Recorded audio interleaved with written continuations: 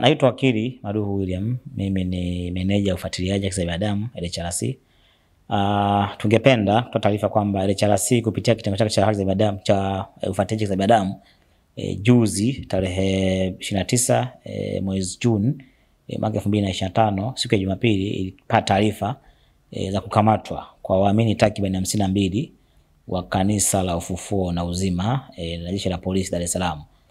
Baada ya pale LHRC ilichukua hatua za kufuatilia hatima ya dhamana ya hawa waamini 52 na jana jeshi la polisi tukafanikiwa LHRC kupitia mawakili wake tukafanikiwa kupata dhamana ya waamini wote 52 kwa shaiti kwamba wangetakiwa kuripoti leo kituo cha polisi saa 3 kamili asubuhi, lakini mpaka sasa hama taarifa yoyote kama kuna mashtaka juu yao ambao jeshi la polisi litafungua ama la. Lakini kwa ufupi ni kwamba waamini wote 52 walipata dhamana, wako nje, wako huru sasa na wameripoti leo asubuhi saa 3, lakini hakuna mashtaka dhidi yao ambayo yamefunguliwa. LHRC itaendelea kufuatia kwa karibu hatima na haki za waamini hawa na Tanzania wengine wote ambao wanakuwa nakamatwa wanawekwa ndani kwa makosa ambayo kiuhalisia kwa mujibu wa sheria yana dhamana. Tutaendelea kutoa msaada wa kisheria, kufuatilia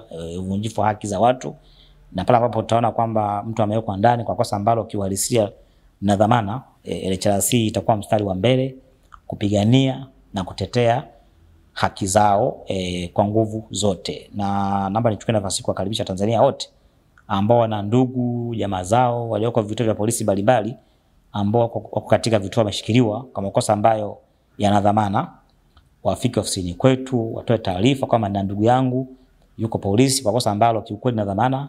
Sisi tutafika eneo husika, tutatoa msaada na naamini kwamba watapata dhamana. Asanteni sana kunisikiliza.